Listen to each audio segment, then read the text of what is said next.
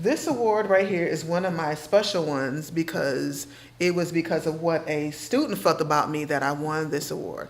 And a lot of times when we are talking about education, we think of the academia, but we don't think of how important the social aspect is when it comes to teaching our students. And when I read the essay, this particular award, I was nominated by my student, Havana Medley. She's an adult now, she's a nurse. And my student, Telvin Witten, he's in medical school, going to be a neurosurgeon. They didn't talk about the academia that I provide for them. They talked about the social aspect. Both of them had family challenges. Havana was like my daughter, and she talked about how I helped her with the girly things that her mom then talked to her about. And I taught her those things. And that's what she wrote about in her essay. These are things where we talked about our hygiene, how we take care of ourselves, how we do our hair.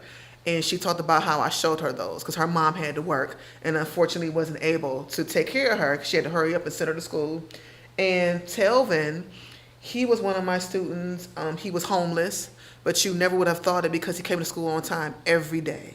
And we found out that they were living in a car in the parking lot of a Wendy's that was near the school. His essay for this award talked about how I bought him and his sisters and brothers clothing and shoes when we found out they were homeless, and that my aunt helped his mom find a house.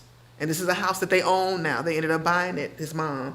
And he talked about how one of the things I would do is I would allow him to come to my school and bathe and put on clean clothes, and then he would go out. Out of all the things I've done for him, he remembered that. And he talked about it. He even talks about it now when he sees me, and he's thankful for that. And I won this Crystal Apple Plain Dealer Award that our neighboring news report paper gives us. And the judges I met, they wanted to meet me personally and talked about how they cried when they found out all of the things that I did for them. And I always reflect with this award out of my many awards I received because we should be more concerned about what the children feel about us than what the adults, because that is who we work for.